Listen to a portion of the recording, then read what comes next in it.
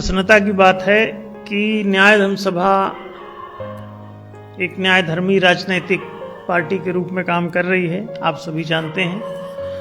तो ये पहले सामाजिक संस्था के रूप में काम कर रही थी, बाद में राजनीतिक आवश्यकताओं की पूर्ति के लिए समाज में इसे राजनीतिक पार्टी के रूप में उतारा गया था 2019 में। आप सभी इससे बखूबी परिचित हैं। और अब ये पहला लोकसभा चुनाव इसका पड़ने वाला है। इसमें 2024 का मार्च में अभी इलेक्शंस होंगे और अप्रैल में नई सरकार का गठन होगा केंद्र में। तो न्याय के प्रचार के उद्देश्य से न्याय धर्म सभा अपने कैंडिडेट्स उतार रही है मैदान में कि पूरी दुनिया में न्याय आए, भारत में न्याय आए। इसके लिए न्याय के प्रति जागरूकता बढ़ाना ही इसका उद्देश्य है, ताकि सभी पार्टियां भी विवश हों न्याय की ओर चलने के लिए। और आप देखिए, न्याय के मुद्दे पर अभी अपने इस न्याय स्थापना अभियान का इतना व्यापक प्रभाव पड़ा है समाज पर। अभी अभी हम लोग देखिए, प्रस्तावित था न्याय धर्म सभा का न्याय यात्रा निकालने का अभियान। तो हम लोग उसका, चूंकि भारी खर्चीला है वो, तो हम लोग उसका प्रबंधन इतना इकोनॉमिक मैनेजमेंट नहीं कर पाए, जिसकी वजह से अभी तक वो यात्रा नहीं निकल पाई। लेकिन कांग्रेस ने न्याय यात्रा निकाल दी अभी इस चुनाव के पहले, और उसमें राहुल गांधी जी बाकायदा उस पर निकल पड़े। तो पहले भारत जोड़ो यात्रा निकाली थी, फिर उन्होंने भारत जोड़ो न्याय यात्रा निकाल दी। अब न्याय यात्रा, पहले जोड़ो भी नहीं था, न्याय यात्रा ही घोषित किया था, बाद में जोड़ो को जोड़ दिया ताकि पुराने से जुड़ जाए, पुराने उनके नौटंकी से। तो ये अभी ध्यान रखें कि अब इन पार्टियों को 70 साल बाद न्याय यात्रा की आवश्यकता पड़ी। अगर ये कैंपेन इतना समाज में न्याय स्थापना अभियान न चलाए, तो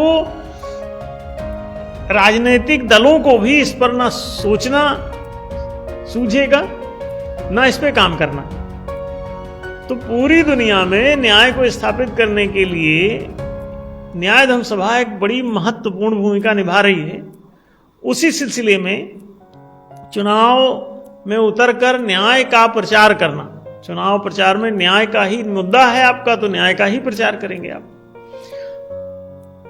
इस लिहाज से अभी पिछले हम लोगों ने उत्तराखंड में सबसे पहले राज्य के चुनाव में उतारा, फिर मध्य प्रदेश में उतारा और छत्तीसगढ़ में उतारा अपने कैंडिडेट्स। और अब हम लोग लोकसभा के चुनाव में, संसदीय चुनाव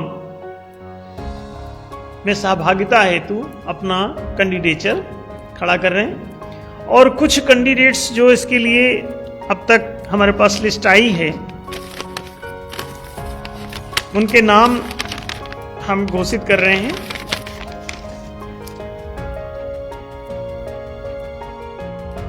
इनमें 12 लोगों की लिस्ट है हमारे पास, जिसमें चंद्रसेन जी फतेहपुर सीकरी उत्तर प्रदेश से खड़े हो रहे हैं। पद्म सिंह चौहान जी बिजनौर उत्तर प्रदेश से खड़े हो रहे हैं। प्रमोद शुक्ला जी रामपुर उत्तर प्रदेश से। निशांत जी कैराना उत्तर प्रदेश से। सम्यक जी रीवा मध्य प्रदेश से। रंजना जी सतना मध्य प्रदेश से। राकेश साहू जी दुर्ग छत्तीसगढ़ से। अंजू सोनी जी रायपुर छत्तीसगढ़ से। विजय भट्ट जी टिहरी गढ़वाल उत्तराखंड से। लाल बहादुर यादव जी नैनीताल उत्तराखंड से। अरुण जी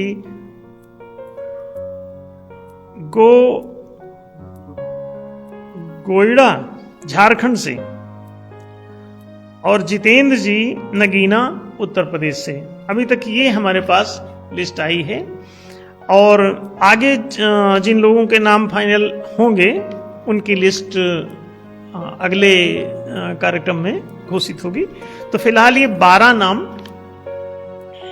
की सूची जारी की जा रही है और न्याय धर्म सभा के प्लेटफॉर्म से ये 12 लोग अभी लोकसभा के चुनाव में पहली बार अपना प्रतिनिधित्व एनडीएस उतार रही है और इनको हमारी तरफ से इन सभी कैंडिडेट्स को बधाई और उनको शुभकामनाएं भी कि उनका व्यक्तित्व अच्छा उभरे, न्याय के प्रचार में वो सफल हों और सभी पार्टियों पर न्याय का दबाव बनाने में कामयाब हो ये पार्टी धीरे धीरे। ये बहुत शांतिपूर्ण कैंपेन है और लोकतांत्रिक ही नहीं बल्कि ये महालोकतांत्रिक कैंपेन है हमारा। ये लोगों की सहमति से ही इसमें काम किया जाना है। ये ना किसी सरकार का विरोध करती है एनडीएस, ना किसी पार्टी का विरोध करती है, ना ही किसी संगठन का विरोध करती है। ये केवल न्याय का प्रचार करती है। ये किसी के विरोध में नहीं उतारी जा रही है पार्टी, बल्कि ये पूरी तरह से न्याय के प्रचार को समर्पित है। इसका न्याय का प्रचार प्रसार हो, न्याय को धर्म के रूप में पुनः प्रतिष्ठा प्राप्त हो, इसके लिए न्याय धर्म सभा पूरी तरह से कृत संकल्प है और कर्मपरायण।